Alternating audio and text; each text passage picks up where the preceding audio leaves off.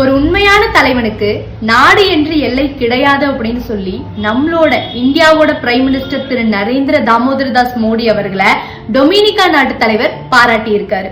நம்மளோட prime minister Narendra Modi அவர்களுக்கு கிட்டத்தட்ட ஒரு 20 நாடுகளோட அந்த நாட்டுல வழங்கக்கூடிய உயரிய விருதுகள் வழங்கப்பட்டிருக்கு. சோ அந்த மாதிரி இப்ப சமீபத்துல கயானா மற்றும் டொமினிகா நாட்டோட உயரிய விருதுகள் வழங்கப்பட்டுச்சுங்க. சோ அந்த விருதை வழங்கிட்டு அந்த நாட்டோட அதிபர் பேசியிருக்காரு.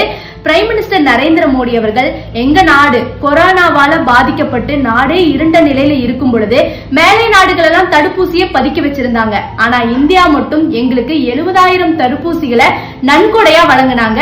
அந்த தடுப்பூசிகளை போட்டு எங்க நாட்டு மக்களையும் நாங்க காப்பாத்திட்டோம். அது போக மீதி இருந்ததை எங்களோட அண்டை நாடுகளுக்கும் கொடுத்து உதவணும் அப்படின்னு சொல்லி ரொம்ப பெருமையா சொல்லியிருந்தாரு நம்ம இந்தியாவை பத்தியும் நம்மளோட பிரைம் மினிஸ்டர் பத்தியும். சமீப காலமா நம்ம இந்தியாவோட பெருமை உலக நாடுகள் மத்தியில உயர்ந்துட்டே வருதுங்க. அது இந்தியர்கள் ஒவ்வொருவருக்கும் பெருமை. அது மட்டும் இல்லாம இந்தியால இருந்து வெளிநாட்டுல போய் வேலை செய்யறாங்கல்ல, அவங்களுக்கு இன்னும் பெருமிதமா இருக்குங்க.